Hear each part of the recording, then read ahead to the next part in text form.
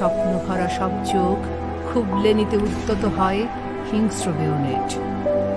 খুন হয়ে যায় অভ্যুত্থানে ভাই হারানো বোন। জুলাই আসে রক্তে ভেজা বুলেট নিয়ে। প্রতিটি বুলেটের গায়ে লেখা থাকে নিহত স্বপ্নের নাম।